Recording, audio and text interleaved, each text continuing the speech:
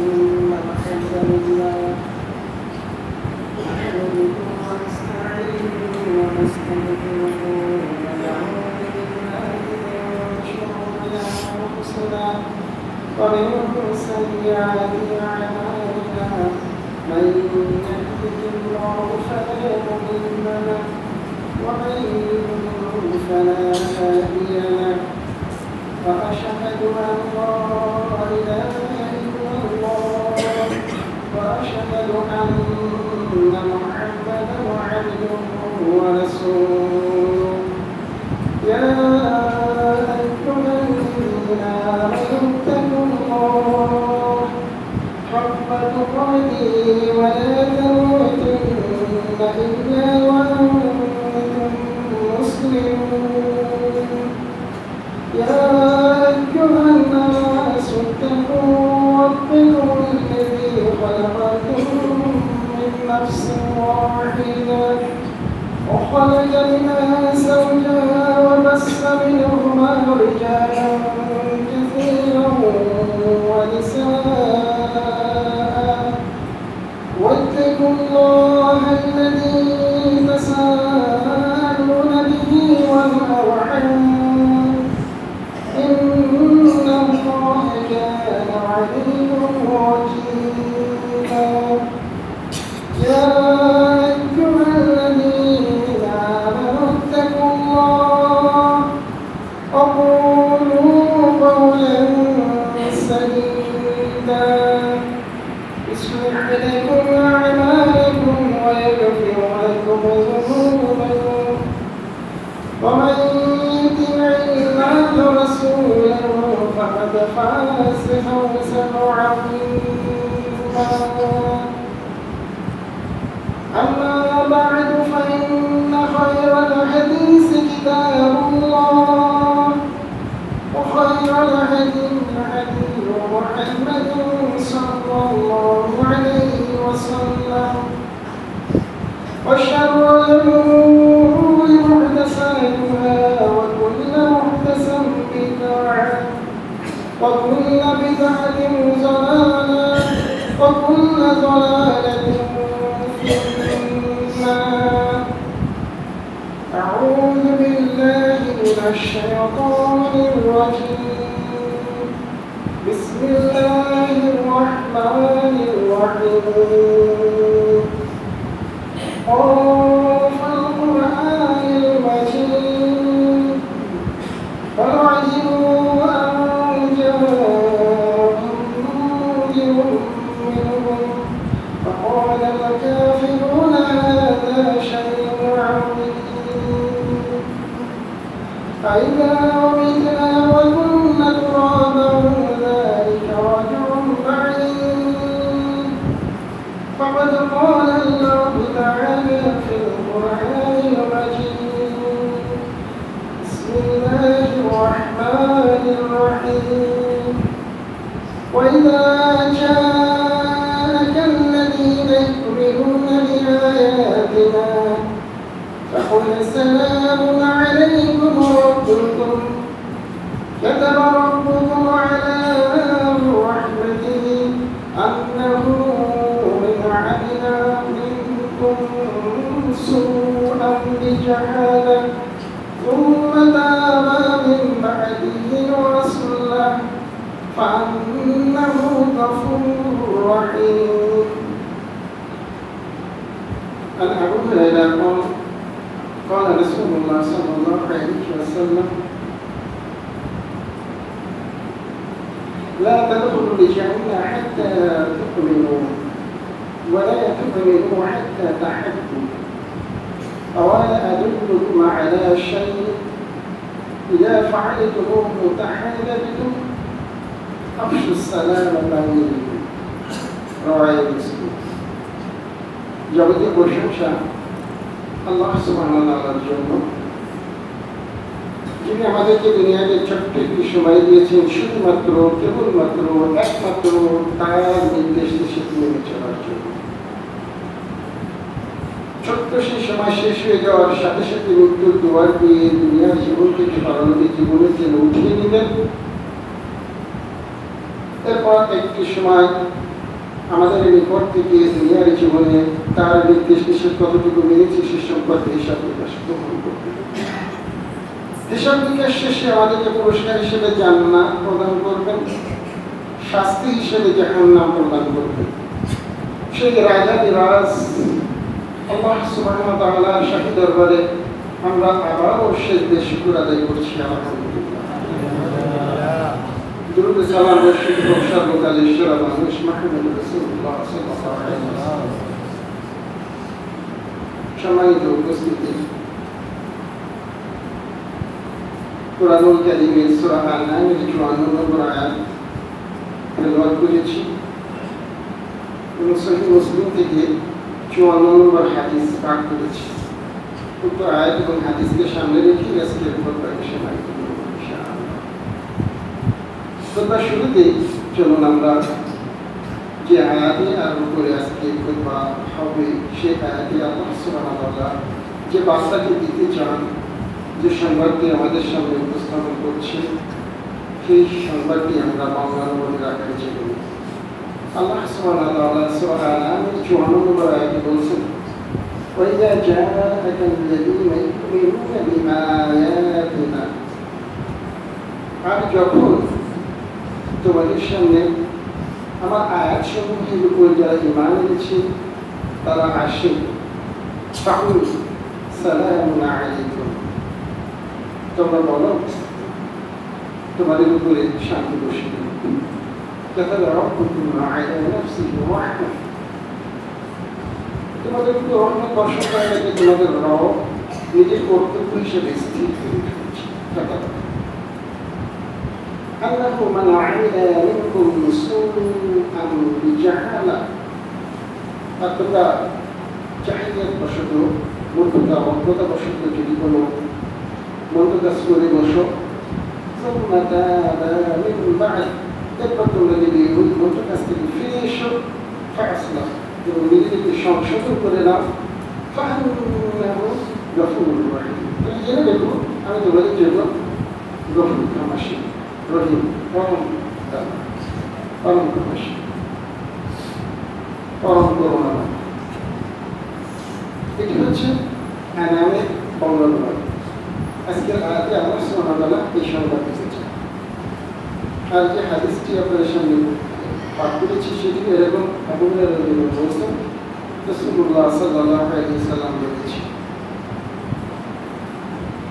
লা তাদখুলুল জান্নাহ হাত্তা তু'মিনু, তোমরা ততক্ষণ পর্যন্ত জান্নাতে যেতে পারবে না যতক্ষণ তোমরা ঈমান না নিয়ে আসবে।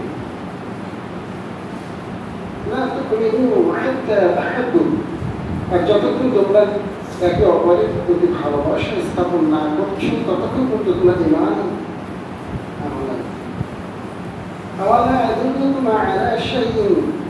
আর আমি তোমাদেরকে এমন একটা কাজের কথা বলে দিব,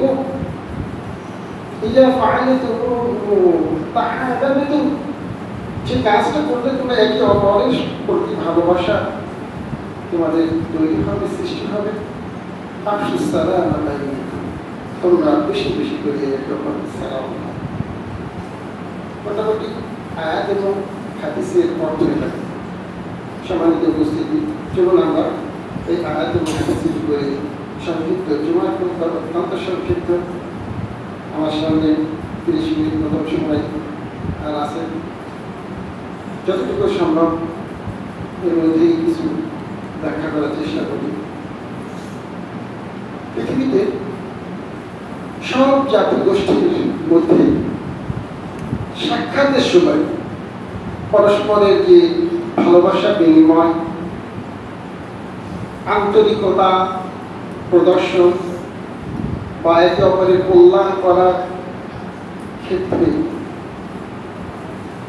তাহিয়া অর্থাৎ অভিবাদনের বিশেষ পরিভাষা রয়েছে। উদাহরণ হিসেবে আমি আপনাদের সামনে বলি, আমাদের এই ইন্ডিয়ান সাবকন্টিনেন্ট অর্থাৎ এই উপমহাদেশে একে অপরের সঙ্গে হিন্দু সমাজে দেখা হলে বলা হয় নমস্কার, রাম রাম, আদাব। আমরা যদি ইউরোপ আমেরিকা পাসপোর্ট কান্ট্রির দিকে তাকাই বা যাই, সেখানে দেখব যে তারা বলছে আমরা সেখানে যাওয়ারও দরকার নেই, আমাদের দেশে শুরু হয়ে গেছে। সকালবেলায় আমরা বলি গুড মর্নিং, সন্ধ্যাবেলায় আমরা বলি গুড ইভিনিং, রাতের বেলায় বলি গুড নাইট। এই যে এক অপরের সাক্ষাৎকার, যে ভালোবাসা প্রদর্শন বা সৌজন্যতা প্রদর্শন বা কল্যাণ কামনার ক্ষেত্রে যে অভিবাদনের যে বিশেষ ব্যবস্থা, এটি মুসলিমদের মধ্যে রয়েছে। আল্লাহ রাসূল সাল্লাল্লাহু আলাইহি ওয়াসাল্লাম বলেছেন, ইজা লাকিতাহু ফাসাল্লিম আলাইহি, যখন মুসলিম আরেক মুসলিমের সঙ্গে সাক্ষাৎ হবে তখন ফাসাল্লিম আলাইহি, একে অপরকে সালাম দিবে। এটা হচ্ছে এক মুসলিম আরেক মুসলিমের উপরে তার ফান্ডামেন্টাল রাইট, অধিকার দিতেই হবে, বাধ্যতামূলক, কম্পালসারি। কেন কম্পালসারি? আল্লাহ রাসূল এটা বললেন, কিন্তু আল্লাহ সুবহানাহু ওয়া তাআলা বলেছেন, ইযা জাআকাল্লাযীনা ইউমিনুনা বিআয়াতিনা, ইযা জাআ, যখন তোমাদের সামনে আসবে, তোমাদের কাছে আসবে, তোমার লাকিতা বাদ দিয়ে যা শব্দ আল্লাহ ব্যবহার করেছে, আসবে তোমাদের কাছে, আল্লাযীনা, যারা ইউমিনুনা বিআয়াতিনা, আমার কোরআন সমূহের উপরে, অর্থাৎ কোরআনের উপরে যারা বিশ্বাস নিয়ে এসেছে, তারা যখন আসবে, কোরআনের উপরে বিশ্বাস নিয়ে আসে কারা? হিন্দুরা না, বৌদ্ধরা না, জৈনরা না, পার্সিরা না, খ্রিস্টান না, ইহুদি না, অন্য ধর্মাবলম্বী কোরআনের উপরে বিশ্বাস স্থাপন করে না। বিশ্বাস স্থাপন করে শুধুমাত্র মুসলিম না। অর্থাৎ যখন মুসলিমরা তোমাদের সামনে আসবে, ফাকুল, আল্লাহ বলছেন যে বলো। কে বলছেন? আল্লাহ বলছেন, সালামুন আলাইকুম, তোমাদের উপর শান্তি বসবে। কারণ তোমাদের রব তোমাদের উপরে দয়া বর্ষণ। আল্লাহর দয়া ছাড়া আমরা এক মুহূর্ত পৃথিবীতে থাকতে পারবো? ওই আলোচনায় আমি যাচ্ছি না। এখানে আল্লাহ সুবহানাহু ওয়া তাআলা বলছেন যে যেহেতু আমি তোমাদের উপরে দয়া বর্ষণ করছি, অর্থাৎ তোমরা একে অপরের সঙ্গে যদি মুসলিম দেখা হয় তবে এই দয়া বর্ষণটা তোমরা করবে। সম্মানিত উপস্থিতি, পরস্পরের যে এই যে একটা হৃদ্যতা, আন্তরিকতা, অন্তরঙ্গতা, সৌহার্দ্য, সম্প্রীতি সৃষ্টি করার ক্ষেত্রে এবং পরস্পর কল্যাণ কামনা করার ক্ষেত্রে সালামের যে উৎকৃষ্টতম, শ্রেষ্ঠতম একটা অভিবাদন, পৃথিবীতে অন্য আর কোন জাতি গোষ্ঠী কিন্তু এই ধরনের শ্রেষ্ঠ অভিবাদন পেশ করতে পারে না। কারণ সালামটা হচ্ছে এমন একটা দোয়া,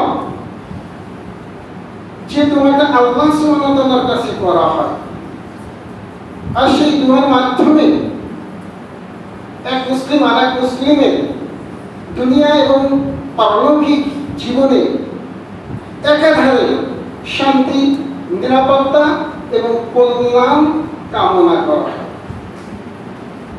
তাই জন্য অভিবাদন হিসাবে পৃথিবীতে যত ধর্মাবলম্বীরা যে সমস্ত পরিভাষা ব্যবহার করে, সমস্ত পরিভাষার ভিতরে এই মুসলিমদের এই পরিভাষা, অর্থাৎ সালাম দেওয়ার যে ব্যবস্থাটা, এটি হচ্ছে শ্রেষ্ঠতম। আমি বলছি তাই না? চলুন আমরা জেনে নিই। আল্লাহ সুবহানাহু ওয়া তাআলা সূরা নিসা ৮৬ নম্বর আয়াতে ঘোষণা দিচ্ছেন, ওয়াইযা হুয়িতুম বিত্তাহিয়্যা ফাহাইয়ু বিআহসানা মিনহা আও রুদ্দুহা। ওয়াইযা হুয়িতুম বিত্তাহিয়্যা, যখন তোমাদেরকে কেউ সালাম দেয়, তাহিয়া মানে অভিবাদন, সালাম দেয়, ফাহাইয়ু বিআহসানা মিনহা, তারা যতটুকু তোমাকে বলবে তার চেয়ে তুমি আহসান, একটু উত্তম পদ্ধতিতে, একটু উৎকৃষ্ট ভাবে তোমরা দাও। অথবা ততটুকু দাও। চলেন, হিন্দুরা যখন বলে নমস্কার একজন আরেকজনকে, তখন যাকে নমস্কার দেয় সে কি বলে? সে বলে নমস্কার। একজন যখন বলে রাম রাম, তখন আরেকজন বলে রাম রাম। একজন বলে যে আদাব, তখন আরেকজনও বলে আদাব। পাড়ায় কিন্তু কিছু বলে না। ফাহাইয়ু বিআহসানা মিনহা, পাড়ায় উত্তম পদ্ধতিতে আর কিছু কিন্তু বলে না। গুড মর্নিং যখন কেউ বলে, তখন আমরাও কিন্তু যারা বলে তাদেরকে উত্তর দিতে দেখি গুড মর্নিং উত্তর। কিন্তু মুসলিমরা যখন সালাম দেয় আসসালামু আলাইকুম, তখন উত্তর কিন্তু নিদেন পক্ষে আর রুদ্দুহা ওয়ালাইকুম আসসালাম, কিন্তু আল্লাহর নির্দেশ কিন্তু ফাহাইয়ু বিআহসানা, ওর চাইতে একটু উত্তম পদ্ধতিতে দাও। সেটা কি হবে? ওয়ালাইকুম আসসালাম ওয়া রাহমাতুল্লাহ, ওয়া রাহমাতুল্লাহ দেওয়া হচ্ছে আসসালামু আলাইকুম, প্রতিদানে দেখেন আরেকটু বাড়িয়ে বলা হচ্ছে ওয়া রাহমাতুল্লাহ, তোমার সুখ শুধু শান্তি না, তোমার উপরে রহমত বর্ষণ হোক। তাহলে পৃথিবীতে যত ধর্মাবলম্বী রয়েছে তারা যে পরিভাষা ব্যবহার করে, এই পরিভাষার চেয়ে উৎকৃষ্টতর, উত্তম, শ্রেষ্ঠ পরিভাষা হচ্ছে অভিবাদনের সালাম। এটি আমরা আল্লাহ রাব্বুল আলামিনের এই কুরআনুল কারীম থেকে জানতে পারলাম। শুধু এটির মাধ্যমে না, আমরা এই যে মুসলিমরা সালাম দেই, এই সালামের ইতিহাসটা কি রয়েছে, আর অন্য ধর্মাবলম্বীরা পৃথিবীতে যত ধর্ম জাতি গোষ্ঠী রয়েছে তারা যে অভিবাদন জানায়, তাদের ইতিহাসটা কি, সেটি আমাদের যদি পর্যালোচনা করি সংক্ষিপ্ত সময়ে, তাহলে দেখব যে আল্লাহ সুবহানাহু ওয়া তাআলা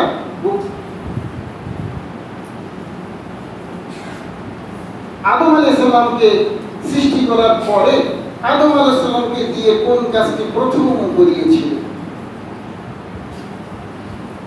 আবু হুরায়রা রাদিয়াল্লাহু আনহু বলেছেন, রাসূলুল্লাহ সাল্লাল্লাহু আলাইহি ওয়াসাল্লাম বলেছেন, লাম্মা খালাকা আদম আলাইহি সালাতু ওয়াস সালাম, আল্লাহ সুবহানাহু ওয়া তাআলা আদম আলাইহিস সালামকে সৃষ্টি করার পর বললেন, ইজহাব, যাও, ফাসাল্লিম আলা উলাইকা নাফারিন মিনাল মালাইকাতি জুলুসা, ওই যে একদল ফেরেশতা বসে আছে ওদের কাছে যাও, যে তুমি সালাম পেশ করো।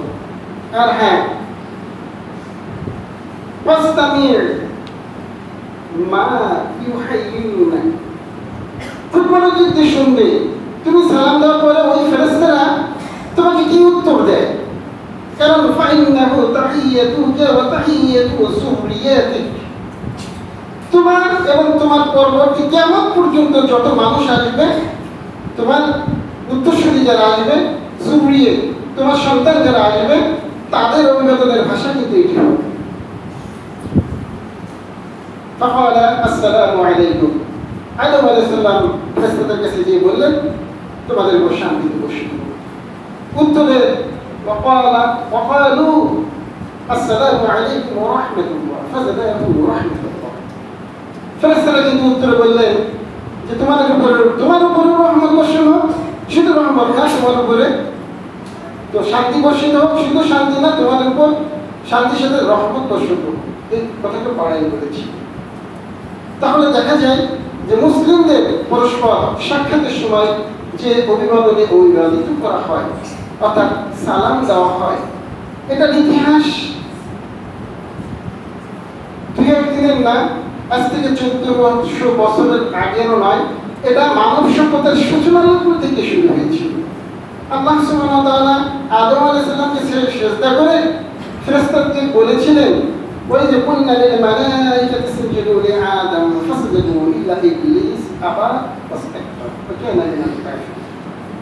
ওই যে কুল্লা লিল মালাইকাতি ইসজুদু লিআদম, আল্লাহ বললেন সমস্ত মালাইকাদেরকে যে আদমকে সিজদা করো। কিন্তু আল্লাহ সুবহানাহু ওয়া তাআলা আদমকে কি বললেন যে যাও ফেরেশতাদের কাছে যাও, যে সিজদা করতে বললেন সিজদা করো না, ইজহাব ফাসাল্লিম আলা উলাইকা নাফার মিনাল মালাইকাতি জুলুসা, ওই যে ফেরেশতা মণ্ডলী রয়েছে ওদের কাছে যে সেজদা না, ওদের কাছে সালাম পৌঁছাও, সালাম দাও। তাহলে সালামের ইতিহাসটা 1-2 দিন না, সালামের ইতিহাস মানব সূচনা শুরুতে, সূচনা লগ্ন থেকে। আর এই অভিবাদনের ব্যবস্থাটা কে করেছিলেন? সব আল্লাহ সুবহানাহু ওয়া তাআলা করেছিলেন, কোন মানুষ কর্তৃক এটা আলোচিত হয় না। হ্যাঁ, সময় পরিক্রমায়, সময়ের প্রবাহে এটি পরিবর্তিত হয়ে গিয়েছিল, এটি বিলুপ্ত ঘটেছিল। এমনকি ইসলাম পূর্ব যুগেই আরব ভাষাভাষীদের মধ্যেও যারা ছিলেন তারাও একে অপরের সঙ্গে কিন্তু দেখা হলে অভিবাদন করতেন। তারা কিভাবে অভিবাদন করতেন? সালামের এই পদ্ধতি তারা কিন্তু ভুলে গিয়েছিল। এই আরবে, যেখানে রাসূলুল্লাহ সাল্লাল্লাহু আলাইহি ওয়াসাল্লাম জন্ম নিয়েছিলেন, যে মক্কা, যে আত্মীয় স্বজন ছিল রাসূলুল্লাহ সাল্লাল্লাহু আলাইহি ওয়াসাল্লাম একবারে নিকট আত্মীয়, তারাও কিন্তু এই সালামের অভিবাদন ভুলে গিয়েছিলেন। ইমরান ইবনে হুসাইন রাদিয়াল্লাহু আনহু বলেন, ইসলাম পূর্ব যুগে আমরা যখন একে অপরের সাথে সাক্ষাৎ হতো তখন আমরা বলতাম, আনা আমালাহু বিকা আইনান, আনা আমালাহু বিকা আইনান, আল্লাহ তোমার চোখকে শীতল করে দিক, আলিম সাবা, শুভ প্রভাব। এভাবেই আমরা একে অপরকে অভিবাদন করতাম।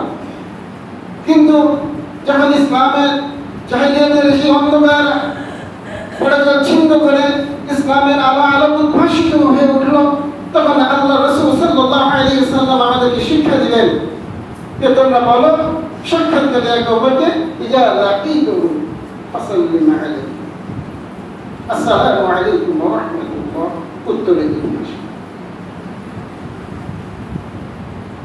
এই সালাম দেওয়াটা আল্লাহ যেখানে বলেছেন ফাকুল সালামুন আলাইকুম, তাহলে এই যে কাজটা, এই কাজটা মনে হয় সুন্নত, নফল, মুস্তাহাব, কি এটা? এই কাজটা করলে কি গুনাহ হবে? আমাদের ভিতরে এখানে আমরা যারা বসে আছি, আমি আলোচনা করার সুযোগ যদি পাই, দেখবো আমার আলোচনা থেকে হয়তো এটা বেরিয়ে আসতে পারে, যারা এখানে বসে আছি তার ম্যাক্সিমাম আমরা এই আমলটা করতে পারছি না। কেন করতে পারছি না? আমরা সত্যিকার অর্থে এত সহজ আমল আর এত উত্তম আমল, যে আমলটার মাধ্যমে এত চমৎকার আমাদের সমাজ ব্যবস্থাটা তৈরি হয়ে যেতে পারে, যেটাকে আমরা জান্নাতের একটা অংশ হিসেবে ধরে নিতে পারি। চলো আমরা ওইদিকে যাই, আস্তে আস্তে কেন সময় শেষ হয়ে আসছে। আল্লাহ সুবহানাহু ওয়া তাআলা, আল্লাহ রাসূল সাল্লাল্লাহু আলাইহি ওয়াসাল্লাম আনাস রাদিয়াল্লাহু আনহু থেকে বর্ণিত, আনাস রাদিয়াল্লাহু আনহু বলেন রাসূলুল্লাহ সাল্লাল্লাহু আলাইহি ওয়াসাল্লাম একদিন আমাকে রাসূলুল্লাহ সাল্লাল্লাহু আলাইহি ওয়াসাল্লাম আমাকে বললেন একদিন, ইয়া বুনাইয়া, ইয়া আমার ছেলে, ইজা দাখালতু আলা আহলিক ফাসাল্লিম, তুমি যখন বাড়িতে ঢুকবে, তোমার নিজের বাড়িতে, তখন তুমি সালাম দিবে। একুনু বারাকাতুন আলাইকা ওয়া আলা আহলিহি বাইতি, এই যে সালামটা দিচ্ছ, এই সালাম দেওয়ার মাধ্যমে তোমার উপরে যেরকম বরকত হবে, তোমার বাড়ির পুরো সদস্যদের উপর এরকম বরকত দিয়ে বরকত মণ্ডিত হয়ে উঠবে। আল্লাহ রাসূল বলছেন যে সালাম দেওয়ার কথা বাড়িতে যখন আমরা ঢুকবো। আনাস রাদিয়াল্লাহু আনহু আপনারা জানেন 10 বছর আল্লাহ রাসূলের খেদমতে ছিলেন, অত্যন্ত প্রতিভাবান একজন সাহাবী ছিলেন, যার থেকে অনেক হাদিস রওয়ায়াত হয়েছে। ছোট্টবেলায় আল্লাহ রাসূল তাকে শিক্ষা দিচ্ছে বাড়িতে যখন ঢুকবে তখন সালাম দিবে, কেননা একুনু বারাকাতুন আলাইকা ওয়া আলা আহলি বাইতি, তোমার এবং তোমার পরিবারের সদস্যদের উপরে বরকত চলে আসবে এই সালাম দেওয়ার মাধ্যমে। আল্লাহ সুবহানাহু ওয়া তাআলা সূরা নূরের 61 নম্বর আয়াতে বলছেন, ফাইজা দাখালতুম বুয়ুতাম ফাসাল্লিমু আলা আনফুসিকুম তাহিয়াতুম মিন ইনদিল্লাহি মুবারাকাতান তাইয়্যিবা। ফাইজা, যখন দাখালতুম বুয়ুতাম, তোমরা যখন তোমাদের নিজেদের বাড়িতে প্রবেশ করবে, দাখিল হবে, ফাসাল্লিমু আলা আনফুসিকুম, একে অপরকে সালাম দিবে। তাহিয়াতুম মিন ইনদিল্লাহ, এটি হচ্ছে আল্লাহ রাব্বুল আলামিনের তরফ থেকে পাশার সবাই যারা রয়েছে সবার প্রতি অভিবাদনের একটা ব্যবস্থা, যে ব্যবস্থাটা মুবারাকান, আল্লাহ বলেছেন যে বরকতমণ্ডিত, তাইয়্যিবা, সেটা হচ্ছে পবিত্র। আজকে আমরা যদি বাসায় ঢুকি, সঙ্গত কারণে বাসায় থাকে কারা? বাবা থাকবে, নাই মা থাকবে, নাই স্ত্রী থাকবে, নাই ভাই থাকবে, নাই বোন থাকবে, নাই সন্তান, ছেলে থাকবে, মেয়ে থাকবে, নিকটজন তারাই তো বাসায় থাকে। তো বাইরে যখন চলবো তখন অপরিচিত মানুষকে দেখবো, মুসলিমকে দেখবো, পরিচিত মুসলিমকে তখন সালাম দেব। আর বাড়িতে যে আমি আমার আব্বাকে সালাম দেব না, মাকে সালাম দেব না, আমার স্ত্রীকে সালাম দেব না, আমার সন্তানকে সালাম দেব না, ভাইকে সালাম দেব না, এটা তো হতে পারে। আল্লাহ সুবহানাহু ওয়া তাআলা বললেন যে পুরো বাড়িটা একটা জান্নাতের অংশ যদি তোমরা তৈরি করতে চাও তাহলে একে অপরকে সালাম দাও। স্বামী স্ত্রীকে সালাম দাও, আসসালামু আলাইকুম বলো, স্ত্রী সালামকে বলো আসসালামু আলাইকুম, সন্তান বাবাকে বলো আসসালামু আলাইকুম, বাবা সন্তানকে বলো আসসালামু আলাইকুম, এক ভাই আরেক ভাইকে বলো আসসালামু আলাইকুম। এভাবে সালাম সালাম সালাম যদি বর্ষণ হতে থাকে, আল্লাহর কাছে দোয়া করা হয়ে থাকে যে আল্লাহ আমাদের বাড়িটাকে তুমি নিরাপদ করে দাও, হে আল্লাহ আমাদের বাড়িটাকে তুমি শান্তিময় করে দাও, হে আল্লাহ আমাদের বাড়িটাকে তুমি সুখ সমৃদ্ধি ভরে দাও। সবাই যদি এটা বলতে থাকে, বলেন তো ওই বাড়িতে আল্লাহ সুখ সমৃদ্ধি প্রতিষ্ঠিত করে দিবেন না? আল্লাহ রাসূল বলছেন এবং আল্লাহ বলেছেন, আজকে যদি আমি স্ত্রীকে সালাম দিই আসসালামু আলাইকুম, সঙ্গত কারণেই আল্লাহর কাছে দোয়া করছি সালাম দেওয়ার মাধ্যমে, আচ্ছা স্ত্রী আমাকে ভালোবাসবে না? স্ত্রী যদি আমাকে বলে আসসালামু আলাইকুম, বলেন তো আমি স্ত্রীকে ভালোবাসবো না? পরকীয়ার সুযোগ আছে নাকি? সম্ভাবনা আছে? আমি বাবা হিসেবে যদি ছেলেকে বলি আসসালামু আলাইকুম, ছেলের প্রতি একটা মহব্বত তৈরি হবে না? ছেলে যদি আমাকে বলে বাবা আসসালামু আলাইকুম, বলেন তো বাবার প্রতি ছেলের কেমন সম্পর্ক তৈরি হবে? আমি ভাইকে যদি আসসালামু আলাইকুম দোয়া করি যে আল্লাহ তার উপরে তুমি শান্তি বর্ষণ করো, তাকে নিরাপত্তার চাদরে মুড়ে দাও, আচ্ছা তার সাথে আমার কি হৃদ্যতা তৈরি হবে না? অন্তরঙ্গতা তৈরি হবে না? হবে কিনা? সালাম দেওয়ার মাধ্যমে আল্লাহ সুবহানাহু ওয়া তাআলা বলছেন যে তোমার পুরো বাড়িটা শান্তিময় করে দাও, শান্তিময় করে দাও। ইমাম তাইমিয়া, আপনারা অনেকে তার নাম শুনেছেন, জগৎ বিখ্যাত আলেম, ওলামাদের আকাশে যে কয়টা উজ্জ্বল জ্বলজ্বল করে নক্ষত্র তার ভিতরে একজন হচ্ছে ইমাম তাইমিয়া, যার জীবনী বলতে গেলে বহু সময় লাগবে। ওনার অনেকগুলো মূল্যবান কথা ছিল, তার ভিতরে একটা ইন্না ফিদ দুনিয়া জান্নাহ মান লাম তাদখুলুহা লা তাদখুলুল জান্নাতাল আখিরা। ইন্না ফিদ দুনিয়া জান্নাহ, নিশ্চয়ই যে এই দুনিয়াতে একটা জান্নাত রয়েছে, মান লাম তাদখুলুহা, যে দুনিয়ার এই জান্নাতে প্রবেশ করতে পারলো না, লা তাদখুলুল জান্নাতাল আখিরা, সে পরকালেও জান্নাতে প্রবেশ করতে পারবে না।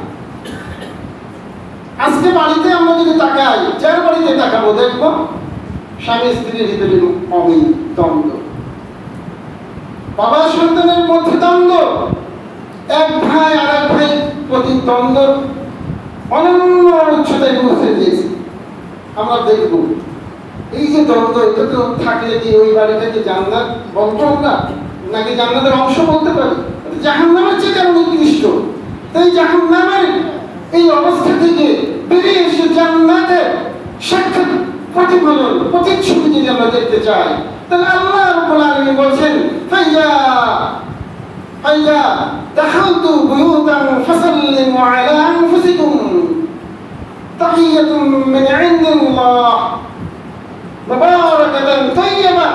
আল্লাহর কথা সূরা নূরের 61 নম্বর আয়াত খুলে দেখবেন, এখানে রয়েছে যে তোমরা বাড়িতে যখন ঢুকবে তখন বাড়িতে যারা রয়েছে তাদের সবাইকে সালাম দিবে। আর এই সালাম দিলে কি হবে? এই সালামের পদ্ধতিটা কে দিয়ে দিচ্ছেন?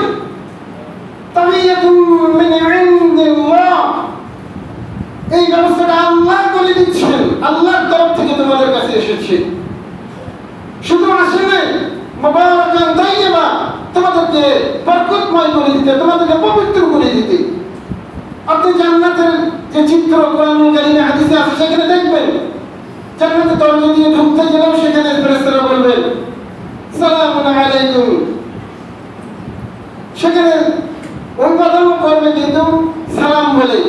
আর জান্নাতে যারা তারা শুনতে পারবে সালামুন কওলাম মির রাব্বির রহিম, ইল্লা কাইলান সালামান সালামা, ইল্লা কাইলান সালামান সালামা।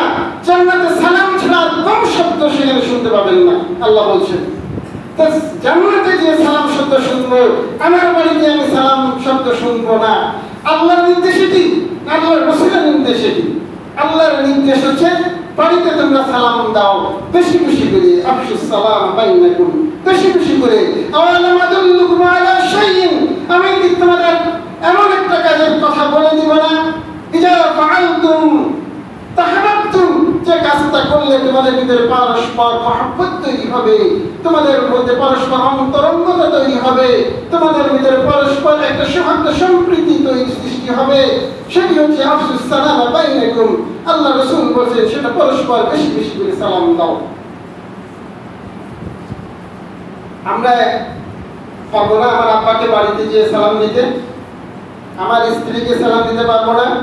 আমাদের যারা মা বোন স্ত্রী রয়েছেন, সন্তান রয়েছেন, মেয়ে সন্তান, তারা কি পারবো না তাদের স্বামীকে, তাদের বাবাকে, তাদের ভাইকে সালাম দিতে? এটা আল্লাহর নির্দেশ, আমি বলছি না। তো সূরা নূরের 61 নম্বর আয়াত খুলে দেখেন, এটা আল্লাহর নির্দেশ। এখন এই নির্দেশ যখন আমরা লঙ্ঘন করছি, সঙ্গত কারণে আমাদের বাড়ির চিত্রটা আমরা বর্তমানে যেটা দেখছি, যে আল্লাহ চান আমাদের পুরো বাড়িটা জান্নাতের অংশ হয়ে যাক, আমরা ওই জান্নাতে থেকে জান্নাতে যাওয়ার কাজগুলো বেশি বেশি অনুসরণ করতে পারি। আর আমরা চাচ্ছি আমাদের বাড়ি থেকে জান্নাত দূরে সরে যাক, সেখানে জাহান্নামের পরিবেশ তৈরি হোক, একে অপরের প্রতি মনোমালিন্য, একে অপরের প্রতি মনোনৈক্যতা এবং একে অপরের প্রতি দ্বন্দ্ব চূড়ান্ত পর্যায়ে পৌঁছে যায়, যে একে অপরকে মেরে ফেলে দেওয়া, একে অপরকে কি করে ঘায়েল করবো, কুপকার করবো, এই ব্যবস্থা পরিবারগুলোতে এখন কিন্তু বিদ্যমান। তাহলে এটা জান্নাতি পরিবেশ না, এটা জাহান্নামী পরিবেশ। আর এই জাহান্নামী পরিবেশে থেকে কি করে জান্নাতে যাওয়ার চেষ্টা করব, কি করে জান্নাতে যাওয়ার কাজ করব? করতে পারবো না। এক সালাম শব্দ যদি আমরা প্রয়োগ করি, জগৎ বিখ্যাত সমস্ত জাতি বর্ণ দল গোষ্ঠীর মধ্যে যে অভিবাদন ব্যবস্থাটা রয়েছে, তার ভিতরে এটি এমন একটা শ্রেষ্ঠ অভিবাদন ব্যবস্থা আল্লাহ সুবহানাহু করে দিয়েছেন, যে ব্যবস্থাটা যদি আমরা আন্তরিকতার সঙ্গে বাড়িতে চর্চা করি, তাহলে কিন্তু আমার বাড়িটা জান্নাতের একটা অংশ হয়ে যায়, জাহান্নামের সেই অংশ থেকে জান্নাতের একটা অংশ হয়ে যায়, যেখানে পরস্পর সবাই একে অপরের মহব্বতের আলিঙ্গনে আলিঙ্গিত করতে থাকবে প্রতি মুহূর্ত, আর একে অপরের জান্নাতে যাওয়ার কাজগুলো করতে থাকবে আপসে। আর এইখানে করতে করতে জান্নাতে যাওয়ার, আমরা মারা যখন যাবো দুনিয়া থেকে, আমরা ঠিকই জান্নাতে যে পৌঁছতে পারবো। অন্যথায় কিন্তু এর ব্যতিক্রম, এর বিপরীত যেটা সেটাই ঘটবে। বাড়ির পরিবেশটা জান্নাত করবো, সমাজটা কি করবো? জাহান্নামী একটা সমাজ ব্যবস্থা করে তুলবো না। আল্লাহ সুবহানাহু ওয়া তাআলা আমাদেরকে বলছেন, ইয়া আইয়ুহাল্লাযীনা আমানু লা তাদখুলু বুয়ুতান গায়রা বুয়ুতিকুম হাত্তা তাসতাসলিমু ওয়া লা তুসাল্লিমু আলা আহলিকা যালিকুম খায়রুল লাকুম যালিকা খায়রুল লাকুম তাযাক্কারুন لعلكم تذكرون يا أيها الذين آمنوا হে ইমানদারগণ লা তাদখুলু বুয়ুতান গায়রা বুয়ুতিকুম, খবরদার তোমাদের নিজেদের বাড়ি ছাড়া অন্য কোনো বাড়িতে প্রবেশ করবে না। হাত্তা তাস্তানিউ ওয়া লা তুসাল্লিমু আলা আহলি, যতক্ষণ পর্যন্ত ওই বাড়ি আহলানদের কাছ থেকে, ওই বাড়ির লোকজনের কাছ থেকে তুমি অনুমতি এবং সালাম না দিচ্ছ ততক্ষণ প্রবেশ করবে না। যালিকুম খায়রুল লাকুম লাআল্লাকুম তাযাক্কারুন। এটি তোমাদের কল্যাণ রয়েছে যদি তোমরা বোঝো। কিরকম দেখেন, আমরা যখন অন্যের বাড়িতে যাব, গিয়ে যদি ঢুকতে গিয়ে যদি বলি আসসালামু আলাইকুম, সঙ্গত কারণে আল্লাহর নির্দেশ মেনে আল্লাহর রাসূলের তরিকায় ওই বাড়িতে যে বাড়িওয়ালার সঙ্গে সালাম দিচ্ছি। সালাম যখন দিচ্ছি তখন আল্লাহর কাছে ওই ব্যক্তির শান্তি, নিরাপত্তা, কল্যাণ কামনা করছি এই কথা বলার মাধ্যমে। এখন ধরেন আমি ওই বাড়িতে চুরি করতে যাচ্ছি, আল্লাহর এই নির্দেশ, যাও যে আগে সালাম দাও, দিয়ে চুরি করো। আমি যে ওই বাড়িওয়ালাকে যে সালাম দিলাম, দিয়ে ওই বাড়িতে ঢুকে চুরি করতে পারবো? সম্ভব? ডাকাতি করতে যাচ্ছি, যে সালাম দিয়ে ডাকাতি করবো, পারবো? ওই বাড়িতে যাচ্ছি হত্যা করার জন্য, যে যাকে হত্যা করবো বা যে সদস্য হত্যা করবো ওই বাড়িতে রয়েছে, বাড়িওয়ালাকে যে সালাম দিয়ে, বাড়িতে যারা রয়েছে তাদেরকে সালাম দিয়ে হত্যা করবো, আমার কি সম্ভব?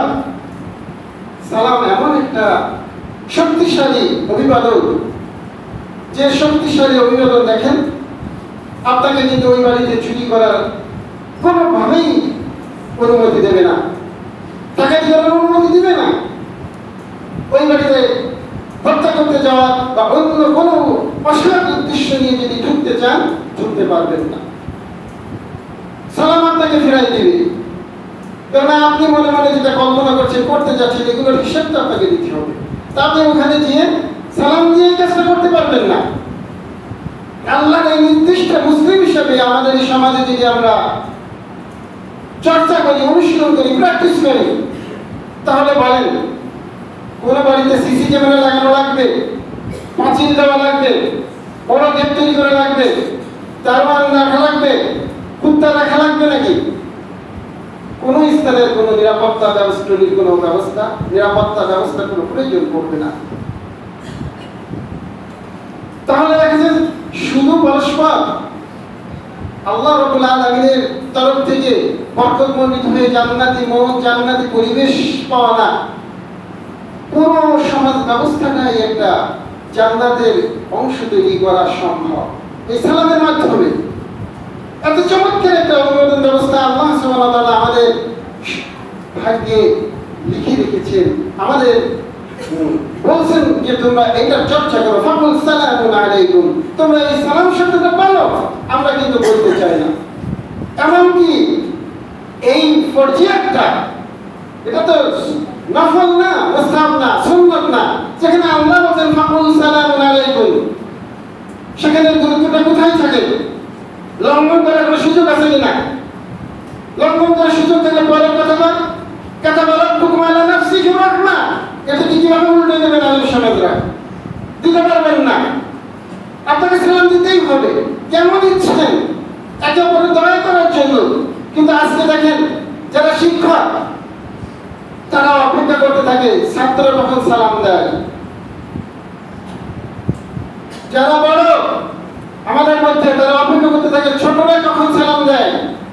যারা মালিক তারা অপেক্ষা করতে থাকে কখন সালাম দেয় শ্রমিকরা। যারা শিক্ষিত সমাজে আলো তারা অপেক্ষা করতে থাকে অশিক্ষিত মূর্খ যারা, তারা কখন সালাম দেয়। সালামকে এই জন্য আল্লাহ রাব্বুল আলামিন আমাদেরকে প্র্যাকটিস করতে বলেছেন। আল্লাহ রাসূল সাল্লাল্লাহু আলাইহি ওয়াসাল্লাম উমামা আন আবি উমামা রাদিয়াল্লাহু আনহু قال رسول الله صلى الله عليه وسلم উমামা রাদিয়াল্লাহু আনহু রাসূলুল্লাহ সাল্লাল্লাহু আলাইহি ওয়াসাল্লাম বলেছেন আন্না আউলা নাস বিল্লাহ, আল্লাহর নিকট ওই ব্যক্তি হচ্ছে খুব কাছাকাছি, একবারে কাছাকাছি। মামবাদা সালাম, যে ব্যক্তি আগে সালাম দেয়। আচ্ছা, আল্লাহর নিকটে কাছাকাছি কে যেতে চাইবে না? আমাদের দেশের যে চিফ অ্যাডভাইজার ডক্টর ইউনূস সাহেব রয়েছে, এখানে যদি আসে আর যাকে তাকে তারা ভালোবাসে, বলুন তো তার কাছাকাছি কে যেতে চাইবে না? তা আল্লাহ সুবহানাহু ওয়া তাআলা যে আমাকে সৃষ্টি করেছেন, আমাকে প্রতিনিয়ত পালন করছেন, সব কিছু যা যা লাগে বেঁচে থাকে সব কিছু দিয়ে মারা যাওয়ার পরে যার কাছে আমার নিয়ে যাওয়া হবে, যে আল্লাহর কাছে, সেই আল্লাহর কাছাকাছি যদি এই সালাম দেওয়ার মাধ্যমে হওয়া যায়, আমি শিক্ষকের ছাত্রকে সালাম দেওয়ার জন্য অপেক্ষা করবো না, ওই ছাত্রকে আগে সালাম দিব। আমি বড় হয়ে ওই ছোটের জন্য অপেক্ষা করবো কাছে নেওয়ার জন্য না দেওয়ার জন্য? আমি মালিকের শ্রমিকের কাছে সালাম দেওয়ার জন্য অপেক্ষা করবো নাকি আগে সালাম দিব, দিয়ে আল্লাহর সান্নিধ্য, আল্লাহর নৈকট্য লাভ করার চেষ্টা করবো। এভাবে আমরা সমাজের সালামটাকে কিন্তু আমরা সত্যিকার অর্থে একটা ট্র্যাডিশন মনে করে নিয়েছি, কিন্তু এটা ফরজিয়ান, যেটা লঙ্ঘন করার দায়ে শাস্তি হবে। সেই লঙ্ঘন করে আমরা শাস্তি যোগ্য অপরাধ করে বসছি। শুধু শাস্তিযোগ্য অপরাধ না, দুনিয়াতেই দেখেন শাস্তির আলামত হিসাবে পরিবারে, সমাজে জাহান্নামের অংশ বানিয়ে ফেলছি। আমার সময় শেষ হয়ে গেছে, কেননা কথা ছিল অনেক, আমি শুধু এখানে শেষ করে দিতে চাই। আমরা যতটুকু শুনলাম কোরআনুল কারীমে এবং হাদিসে আরো এই বিষয়ে বিস্তারিত আলোচনা করা হয়েছে, আপনারা ইতিমধ্যে শুনেছেন। আমি শুধু এটুকুই বলবো, শোনানো এবং শোনার ভিতরে কোনো ফায়দা নাই। আমি যতই চমৎকার করে আপনাদের সঙ্গে উপস্থাপনা করি না মনে না কেন, আর আপনার যতই মনোযোগ দিয়ে শোন না কেন, কোনো লাভ হবে না যদি আমরা আমল না করি। আমল না করি, তারপরে যদি বুঝে থাকেন যে এই আমলটা আল্লাহ রাব্বুল আলামিনের তরফ থেকে এসেছে, এটা না করলে শাস্তি হবে, করলে দুনিয়া এবং পরকালে জান্নাতে, দুনিয়াতে জান্নাতের অংশ হিসেবে জান্নাত তৈরি করে নিতে পারে, জান্নাতের সুখ সুবিধা এনজয় করতে পারবো, পরকালে মৃত্যুর পরে আমি অবধারিত জান্নাতে যেতে পারবো। এরকম যদি একটা ইয়াকিন থাকে, তাহলে অবশ্যই আমরা আজকে থেকে বাড়িতে সবাইকে, কেউ দিক বানালি আমি দিয়ে যাব, আমার সমাজে বের হয়ে আমি দিয়ে যাবো, কেউ আমাকে দিক বানালি, কারণ আমার দরকার দুনিয়াতে জান্নাত পরিবেশ থেকে, জান্নাতের পরিবেশে থেকে জান্নাতের কাজগুলো করা। আমার দরকার জান্নাতে কেউ যাক বা না যাক, আমাকে পরকালে জান্নাতে যাওয়ার জন্য। এই জন্য আমরা অপেক্ষা করব না কেউ কারোর জন্য, কে সালাম দেবে কে দিবে না, এই জন্য অপেক্ষা করব না। আমরা চেষ্টা করব আল্লাহ রাব্বুল আলামিনের ফরজিয়তটাকে প্রতিযোগিতার মাধ্যমে আমল করার জন্য, সাথে সাথে আমাদের পরিবার, আমাদের সমাজ, আমাদের রাষ্ট্র সর্বক্ষেত্রে যেন এই নির্দেশটা পালন করার মাধ্যমে জান্নাতের একটা ভূখণ্ড হয়ে যায়। আল্লাহ রাব্বুল আলামিন সেই তৌফিক আমাদেরকে দান করুন। সাথে সাথে মারা যাওয়ার পরেই যেন আমরা কবর থেকে জান্নাতি নিয়ামত উপভোগ করতে পারি। চূড়ান্ত ফয়সালা হাসরের দিনে আমাদের জন্য চূড়ান্ত ফয়সালার জন্য আল্লাহ রাব্বুল আলামিন জান্নাত করে দিন, সেই আবেদন নিবেদন আল্লাহর কাছে করি। আমার সংক্ষিপ্ত বক্তব্য এখানে সমাপ্ত করছি। সুবহানাল্লাহি ওয়া বিহামদিহি আশহাদু আল্লা ইলাহা ইল্লা আনতা আস্তাগফিরুকা ওয়া আতুবু ইলাইক। বারাকাল্লাহু লানা ওয়া লাকুম ফিল কুরআনিল আযীম ওয়া নাফa'ana bi আয়াতিহি ওয়া বিল কিতাবিল জাওয়াবিল কারীম ওয়া বিল রহিম। الحمد لله الذي لم يتخذ ولدا ولم يكن له شريك في الملك ولم يكن له ولي من الذل وكبره تكبيرا. وأشهد أن لا إله إلا الله وأشهد أن محمدا عبده ورسوله. إن الله وملائكته يصلون على النبي يا أيها الذين آمنوا صلوا عليه وسلموا تسليما. اللهم صل على محمد وعلى آل محمد كما صليت على إبراهيم وعلى آل إبراهيم إنك حميد مجيد. اللهم بارك على محمد وعلى آل محمد كما باركت على إبراهيم وعلى آل إبراهيم إنك حميد مجيد. رب ارحمهما كما ربياني صغيرا رب ارحمهما كما ربياني صغيرا. ربنا افرغ علينا صبرا وتوفنا مسلمين.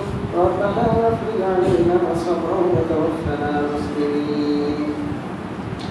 اللهم اغفر للحاضرين، اللهم اغفر للمصلين، اللهم اغفر للمؤمنين والمؤمنات والمسلمين والمسلمات. اللهم اغفر لنا وميتنا وشاهدنا ووالدنا وصغيرنا وكبيرنا وذكرنا اللهم اذهب الباس رب الناس اشفي عند الشفيع لا شفاء إلا شفاء لا شفاء لا يغادر سقما.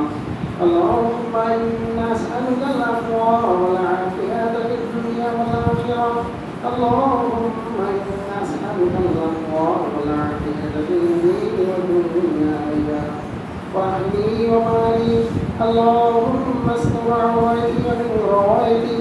اللهم احفظنا من بين يديك ومن خلفك وعن يمينك وعن شمالك وفوق وعجز بك من تحتك.